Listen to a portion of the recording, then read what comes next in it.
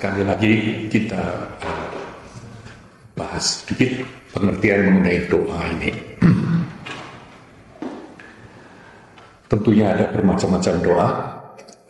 Doa dalam bentuk petitioning, misalnya doa yang bersifat misalnya berkomunikasi dengan siapapun atau yang lebih tinggi atau dan sebagainya. Ada juga doa yang sifatnya centering, jadi dengan berdoa kita akan lebih bisa center, bisa fokus. Tapi sebetulnya dalam Buddha Dhamma biasanya doa itu sifatnya menggarisbawahi tekad atau menggarisbawahi atau menambah keyakinan namanya sraddha. Itu bukan keyakinan atau hanya percaya secara kosong, tapi intinya seperti yang mungkin contoh yang paling baik ini, misalnya ada anak-anak burung di sarang yang baru dilahirkan di pohon, lihat ada ibu burung datang, kemudian beri makan anak-anaknya, kemudian terbang lagi, datang, kemudian terbang lagi. Kemudian anak-anak burung ini ada mulai salah satu juga merasa lebih kuat, kemudian terbang juga. Kemudian ada lagi satu lagi terbang juga. Nah, ini anak burung yang terakhir ini melihat sang ibu, melihat kakak-kakaknya, kok bisa ya mereka? Artinya bisa terbang dari sini. Padahal dia sendiri nggak pernah terbang, belum pernah tahu, manualnya nggak ada, nggak bisa di Google. Sekarang burung ini yang paling kecil itu hanya berdasarkan pengamatan, kemudian saya pikir burung itu juga mempunyai naluri, lahir dengan naluri, dan burung itu yakin bahwa dia pasti bisa terbang. Nah, keyakinan ini yang namanya sraddha. Ini yang sering salah artikan dengan arti kepercayaan. Jadi kepercayaan di sini itu artinya percaya bahwa ini bisa dikerjakan dan saya bisa. Ini it's a very different thing. Jadi sraddha atau saddha namanya, atau sering diterjemahkan bahasa Inggrisnya faith, tapi faith dalam arti kata begini. Jadi keyakinan dalam beragama itu lain-lain. Nah, ini specifically dalam Buddha Dhamma yang ditekankan ini, dan salah satu keyakinan ini ada beberapa macam keyakinan. Salah satu keyakinan ini yang disebut adimukti. Ini artinya inspired. Itu justru keyakinan yang sifatnya menginspirasi. Misalnya kita ini punya kebiasaan ya, kalau dalam kehidupan ini dengan kita melihat yang lain, biasanya kita ini merasa kadang-kadang iri hati, jealous karena melihat yang lain. Ini paling lucu sebetulnya yang saya katakan. Ketidaknyamanan yang paling lucu itu cemburu tadi atau iri hati. Mengapa lihat yang lain senang, kok kita ikut nggak senang? Ini lucu sekali sebetulnya, aneh sekali. Padahal ini paling sering yang menghantui kita. Ternyata dasarnya ini merasa tidak cukup kita ya. Kita ini merasa tidak pede. Nah, lawannya ini tentunya yang bermudita. Jadi tekniknya itu selalu bermudita. Lihat yang lain senang, kita ikut senang. Yang lain bisa, itu bisa. Tapi itu juga oke saja kalau ingat ya. Tapi biasanya yang diingat dulu mestinya yang iri hati dulu. Kenapa kok itu bayarannya lebih banyak? Kenapa kok bos kok lebih sering ngomong sama dia daripada sama saya? Padahal mungkin karena ada alasannya tertentu, tapi kamu sendiri merasa selalu tidak merasa tidak pas. So ini sebetulnya karena pendidikan kita juga semacam itu sih, right? Sedikit banyak orang tua itu karena saking cintanya untuk kita selalu dididik supaya jadi nomor satu, right? Di sekolah ya kalau bisa nomor satu, paling tidak sebab mungkin. Makanya kita ini lalu mempunyai tendensi untuk selalu membandingkan. Nah, ini nanti juga akan kita bahas bersama-sama. Ini salah satu nanti yang harus kita biasakan untuk tidak hadir lagi. Karena tidak perlu sebetulnya. Hanya perlu dalam satu hal, yaitu menginspirasi. Malah nanti tekniknya itu kita akan lihat ke dalam. Kita akan lihat bahwa yang perlu kita kembangkan itu percaya diri tadi. Personal best. Bahwa apapun yang kita kerjakan, asal kita kerjakan dengan sepenuh hati, sebisanya, itu sudah tidak perlu dibandingkan dengan yang lain lagi. Sebab kalau kamu dibandingkan dengan yang lain, pasti ada yang lebih baik. Dengan ada yang lebih baik, kamu jadi iri hati, jadi cemburu. Pasti ada yang kurang dari kamu. Kalau kamu lihat orang yang misalnya lebih bodoh, hasilnya tidak bagus atau kamu ada kemungkinan kamu jadi sombong, kamu malah jadi tinggi hati. Nah, kalau sama-sama itu biasanya kamu kompetitif, sangat ingin bersaing. Ini rasa ingin bersaing ini kadang-kadang ini bisa sehat, bisa nggak sehat. Jadi 3 hal tadi kalau kita selalu membandingkan dengan yang lain. Kalau kita lebih bagus, kita jadi sombong, arogan. Kalau kita kurang, kita jadi iri hati.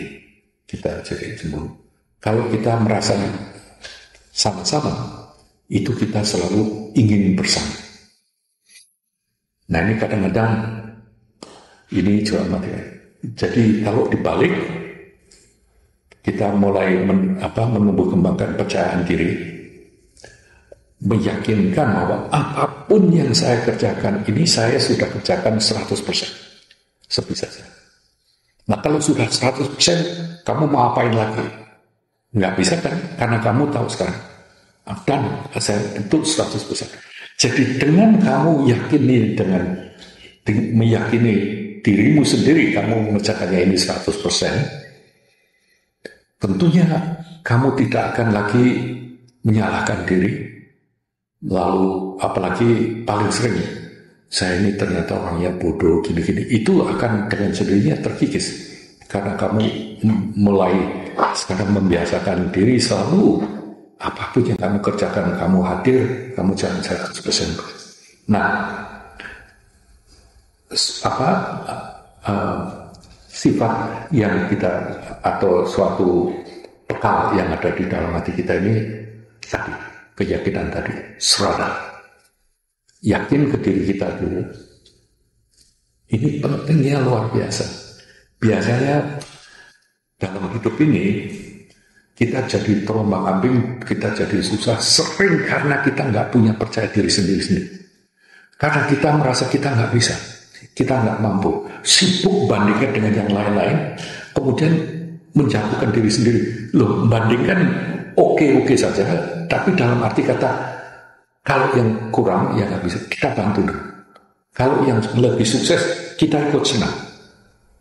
Kita ikut senang, kalau bisa kita malah ngomong, oh kalau dia bisa, mungkin saya bisa loh. Tanpa rasa keinginan untuk lebih bagus, keinginan untuk lebih terkenal, lebih bisa. So different concept. Makanya harus dilandasi dengan keyakinan ini. Nah, doa dalam Buddha Dharma ini intinya dasarnya itu tadi, keyakinan bahwa ini mungkin ada satu hal yang bisa saya buat pegangan, yang bisa saya buat andalan, yaitu apa gitu, misalnya yang bisa kita buat andalan bahwa saya itu mempunyai potensi, dan potensi ini kalau nanti kita kembangkan, terkuat semuanya, potensi ini yang kita capai ini loh, dengan dicapai potensi ini semua, enggak cuma sedikit atau sebagian, semua yang disebut penderitaan segala macam itu akan pudar, akan dengan mudahnya ditanggulangi, bahkan tidak akan hadir. Dalam arti kata bentuknya sama, tapi kita nanti merasanya lain. Mudah-mudahan ya nanti dalam beberapa hari ini kita temanya itu, temanya untuk tahu persis apa yang ada. Jadi pertama ya kamu yakin yang bisa kamu buat landasan, yang bisa buat yang kamu andalkan, keyakinan bahwa kita masing-masing ini punya potensi tertinggi, yaitu kalau kita tahu apa yang ada semuanya ini tidak akan membuat kita menderita seperti sekarang. Nah, untuk itu kita nanti akan bersama-sama tahu apa tuh yang sebetulnya menderita ini. Kalau bilang hidup ini hanya menderita ini bohong, enggak mungkin. Hidup ini banyak senangnya juga, pasti banyak senangnya, banyak happy-nya juga.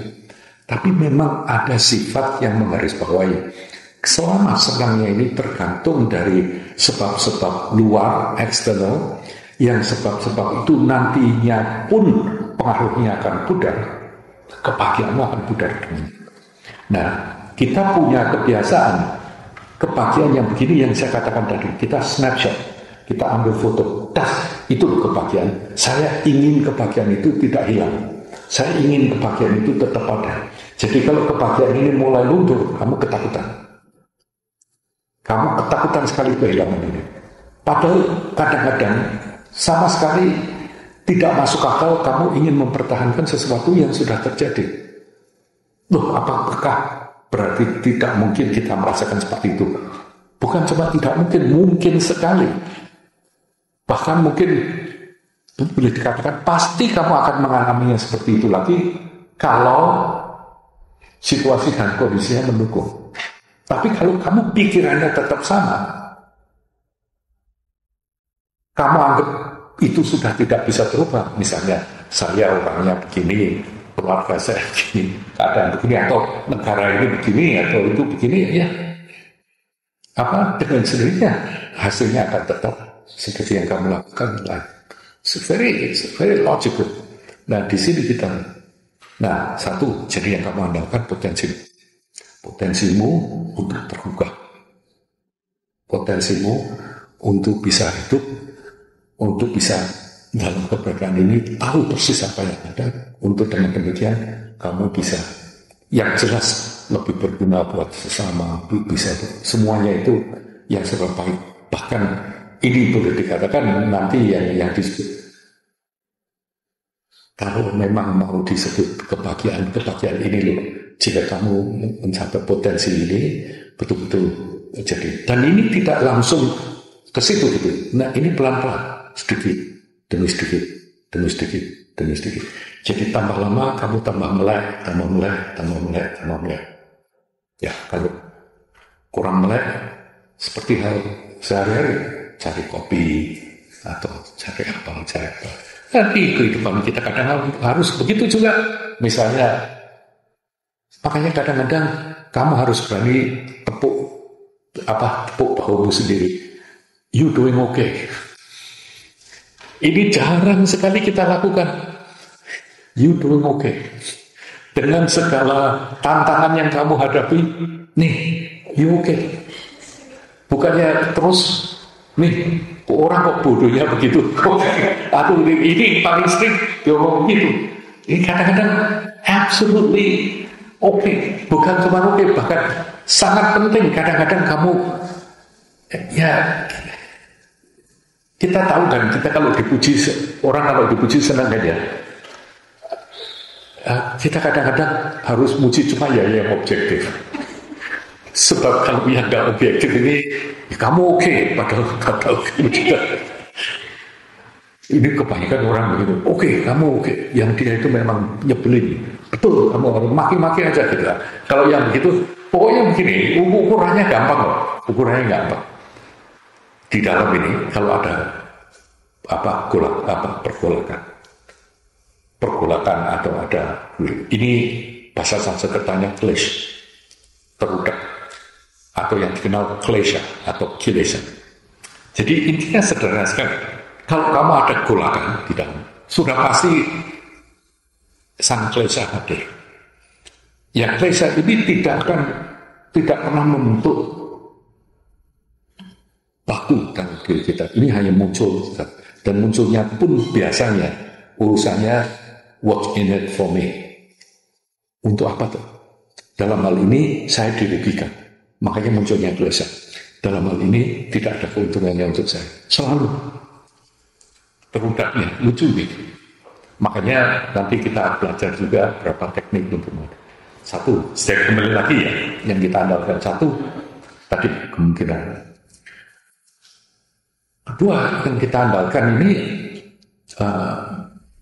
ini loh, pengertian mengenai yang ada ini seperti apa. Pengertian yang tidak kita hanya dapatkan dari mendengarkan atau dari belajar. Tidak hanya yang sudah kita olah atau kita proses secara intelektual, tapi apa yang ada di dalam hati kita. Misalnya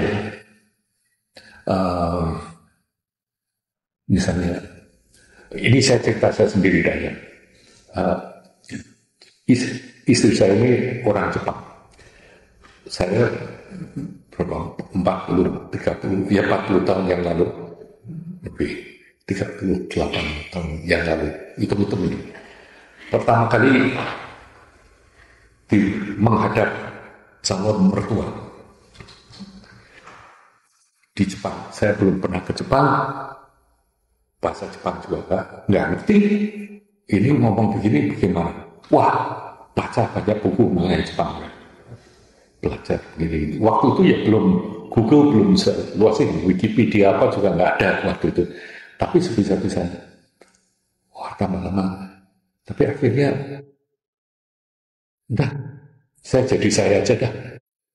Artinya saat itu saya putuskan semestinya apa yang saya pelajari berkat didikan orang tua di masyarakat saya kira itu saja dah yang dibuat bekal. Saya pada waktu itu yakin yang ada di dalam sini mestinya nanti saya tahu. Misalnya nggak tahu pun, tentunya kita bisa lebih toleransi dan bisa cepat menyesuaikan. Daripada dihafalkan juga nggak ngerti, karena memang nyatanya lain-lain. Misalnya, dan dengan saya misalnya diusulkan waktu itu, nggak apa-apa kamu datang pakai kaos, pokoknya santai aja. Betul, saya di sana pakai backpack, datang Jepang, ditemani kasusku waktu itu, pakai sport shoes, pakai jeans, pakai kaos. Tak cerita karena waktu itu pesawatnya harus kembali karena kabut. Yang jemput waktu itu orang tuanya kasusku di platform, ayahnya pakai jas, ibunya pakai.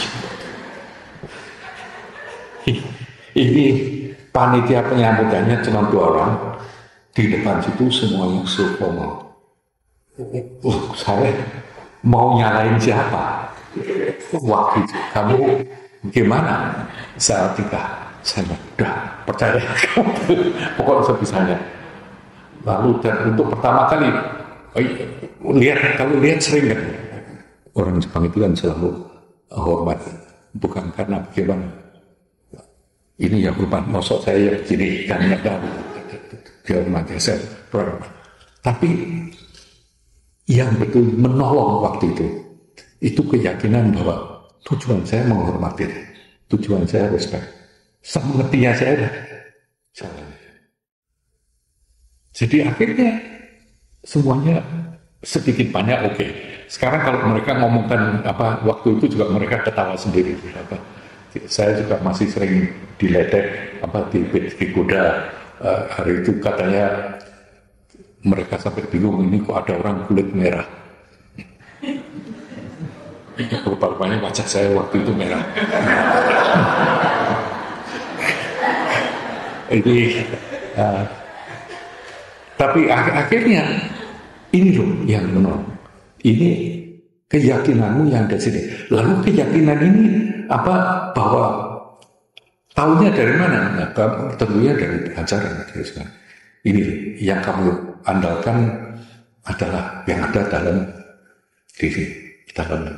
dirimu dan pikiran.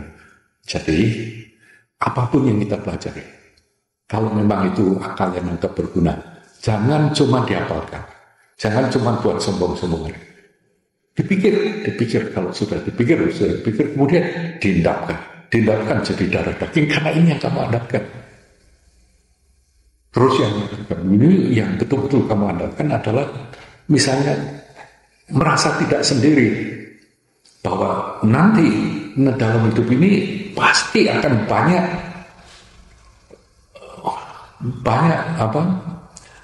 situasi di mana kamu akan mengerti bahwa sebetulnya kamu itu terbantu sekali dengan banyak orang. Tidak cuma begitu banyak orang, tapi terutama juga orang-orang yang kamu merasa dekat.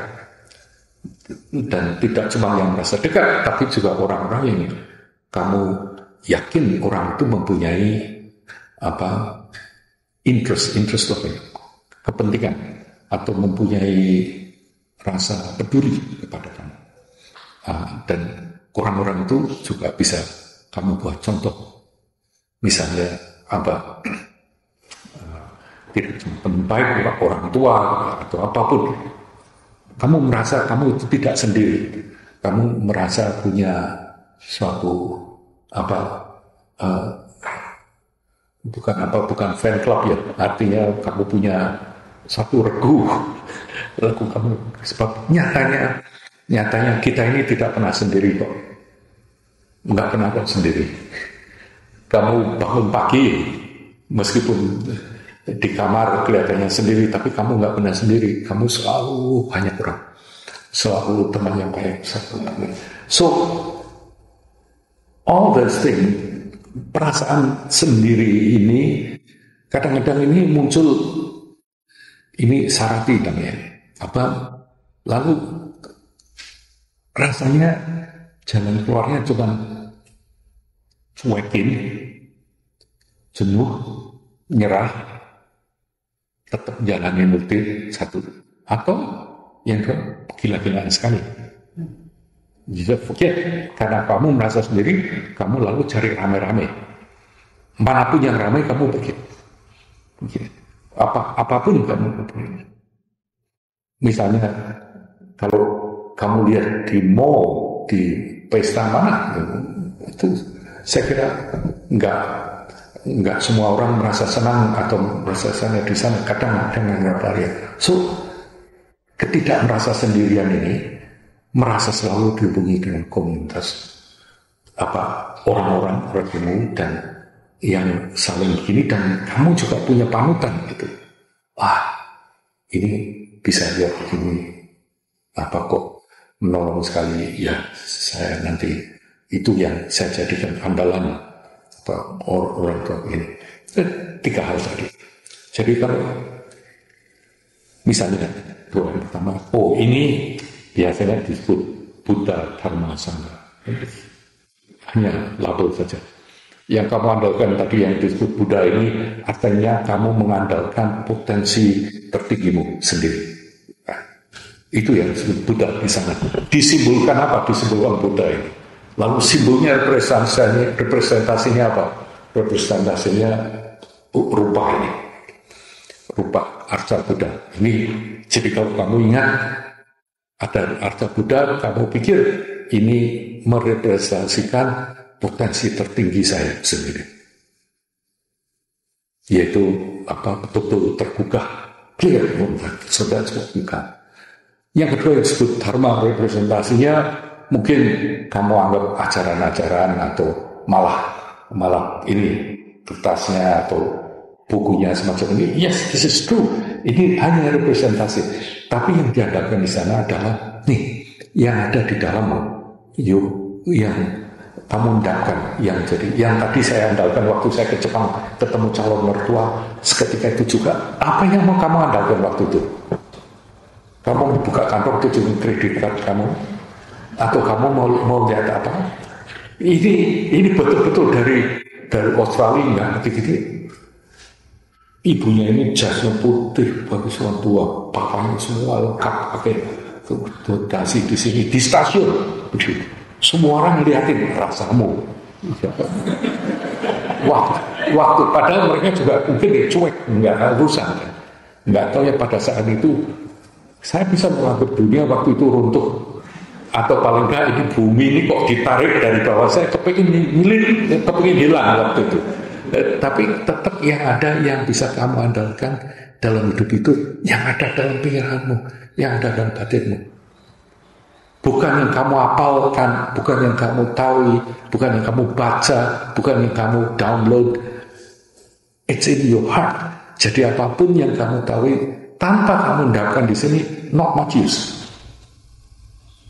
Ini yang namanya Dhamma Sarana Gacchami. I come to come on Dhamma. Ya, sebagai sarana untuk ini. Yang namanya yang ketiga tadi yang disebut sangha, yaitu kamu tidak sendiri, kamu akan selalu banyak sekali orang-orang yang akan asal kamu hatimu terbuka dan kamu lihat, dan kamu lihat orang-orang yang bisa kamu buat panutan. Simbolnya mungkin seperti kita ini sangga juga, ini komunitas. Makanya ini ya beberapa hari ini kalian akan bisa rasakan bahwa ternyata untuk jadi bahagia itu nggak suka. Hidupnya tidurnya sederhana, makannya sederhana, pakaian juga hanya ini. Wah, tapi punya saya sekarang Uniqlo ini, kalau kalian yang dapat. Berarti ada peningkatan karma saya. Saya dapat promosi. Kalau dulu cap gajah, kalau nggak salah. Sekarang gini, kaos karma membaik. So makanya kamu kalau doa nanti mengandalkan Buddha Dharma Sangha, ini bukan andalkan itu ngapain? Belum apa-apa aja sudah no.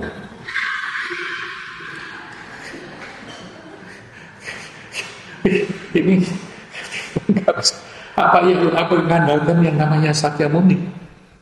Wah, repot. Beliau masih hidup waktu itu suku bangsanya, semua suku bangsanya dibantai oleh keponakannya sendiri, bunuh semuanya. Beliau nggak bisa apa-apa. Beliau coba sih minta sampai 2-3 kali, toh tidak berhasil. Tapi yang dilakukan ini adalah ajaran beliau.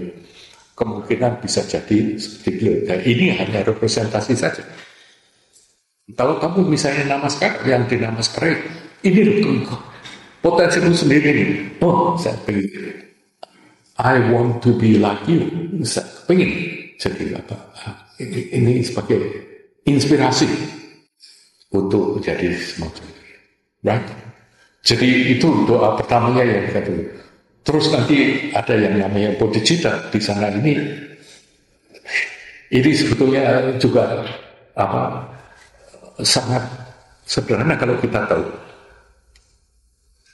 bahwa tadi yang saya katakan, semua yang ada gejolak di sini selalu mulainya karena kamu merasa dirugikan atau kamu merasa tidak mendapatkan apa-apa. Lalu ada iri hati, kenapa dia kok enggak saya? Itu mesti kembalinya selalu ke saya. Loh, enggak salah. Orang ngomong saya enggak, yang ada ya cuma saya. Tentunya tiap hari selalu kamu mikirnya tentang saya. Cuma itu pun harus kamu pilah-pilah. Jangan sampai mikirin tentang saya sendiri itu nanti akhirnya terjulak, akan menyebabkan pergolakan terus-menerus, dan ini enggak ada. So, untuk itu lalu dengan pengertian semacam itu, hidup kita ini lalu kita balik. Bahwa hidup kita ini, tadi yang kita katakan, ternyata kunci dari kebahagiaan atau merasa bahwa hidup ini ada artinya itu sejauh mana kita ini berguna buat yang lain. Ini selalu jadi ukuran. Di agama apapun, itu akan selalu ditekankan semacam itu. Karena nyatanya, coba kalau kita tanya nanti, kita akan nanti bahas ini lebih lanjut ya dalam beberapa hari ini. Temanya akan sama, yaitu mempertanyakan. Misalnya pertanyaan yang biasa saja dah. Kita kalau betul-betul memberi orang itu senang yang diberi atau senang yang memberi. Jadi jawabannya mungkin dua-dua gitu.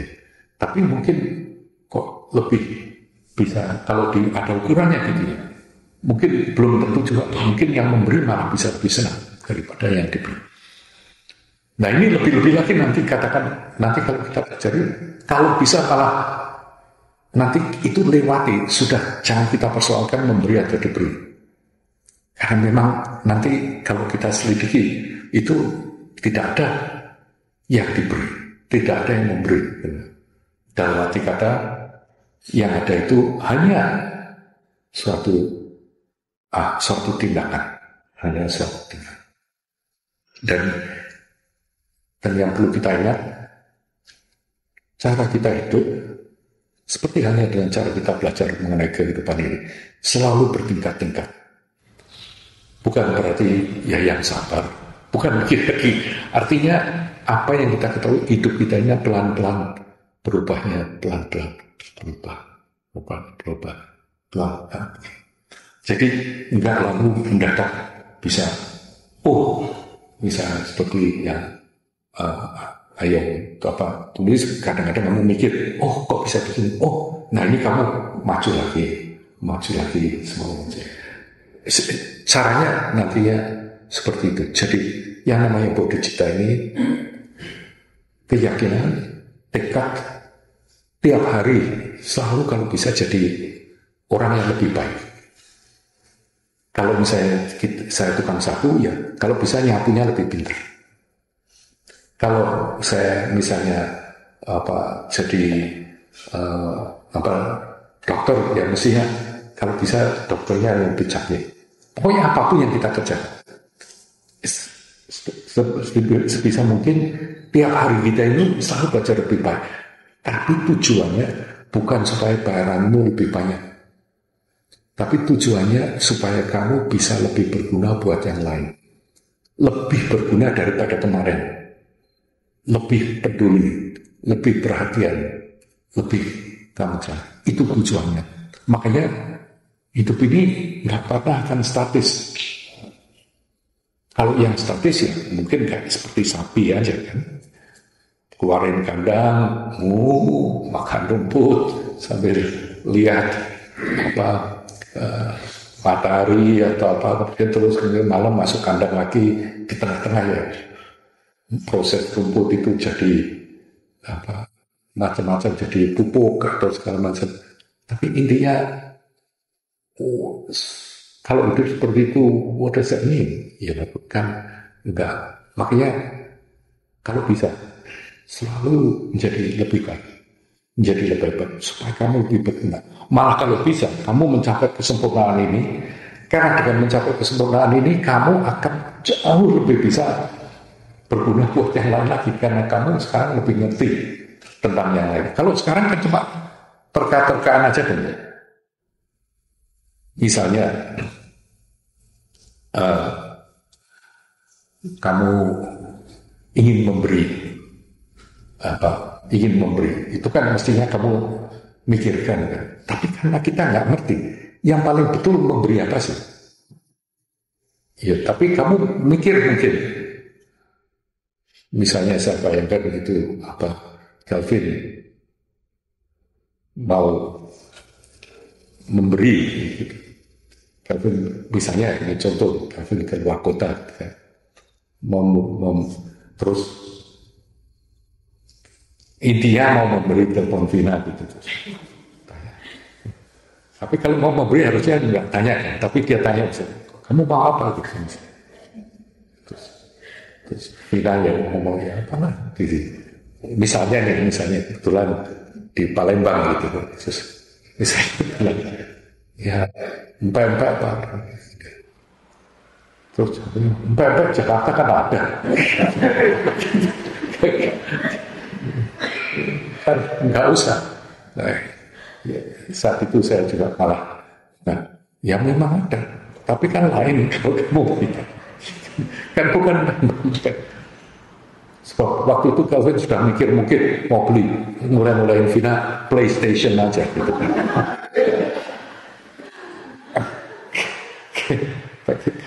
Nah ini orang memberi ini karena kita nggak ngerti.